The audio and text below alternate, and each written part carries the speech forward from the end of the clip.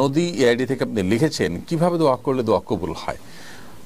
দেখুন, দোয়া আল্লাহ তাআলার সবচেয়ে প্রিয় আমল, বান্দার এই আমলটি আল্লাহ সবচেয়ে বেশি পছন্দ করেন, বিধায় দোয়া আমাদের করা উচিত। দোয়া কবুলের প্রক্রিয়া তিনটি হয়ে থাকে হাদিসের আলোকে। একটা হলো আমি যা চাইলাম কাঙ্ক্ষিত তা পেয়ে গেলাম, আরেকটা হলো যা চাইলাম তা পেলাম না কিন্তু বিপরীতে এমন কিছু পেলাম যেটা আসলে এই দোয়ার চাইতেও, যেটা কাঙ্ক্ষিত আমি চেয়েছি দোয়ার মাধ্যমে, এর চাইতেও গুরুত্বপূর্ণ কিছু, সেটা যদি আমি পেয়ে যাই তাহলে সেটা হবে এর চাইতেও গুরুত্বপূর্ণ।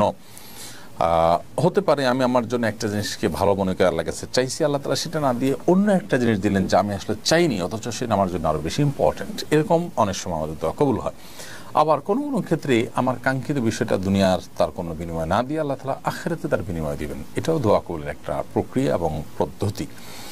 তো সব ক্ষেত্রেই আল্লাহ রাব্বুল আলামিনের কাছে বান্দা কল্যাণের আশা করবেন এবং কখনো নিরাশ হবেন না। দোয়া কবুলের শর্ত পূরণ করে দোয়া করলে ইনশাআল্লাহ দোয়া কবুল হবে, সে ব্যাপারে জোরালোভাবে তিনি আশা রাখবেন। হালাল ভক্ষণ থাকা, হালাল উপার্জন থাকা, সেই সাথে অবৈধ বা অন্যায় কোনো কাজের জন্য দোয়া না করা, দোয়া করে দোয়া কবুলের জন্য তাড়াহুড়া না করা, এই বিষয়গুলো দোয়া কবুলের জন্য মৌলিকভাবে শর্ত।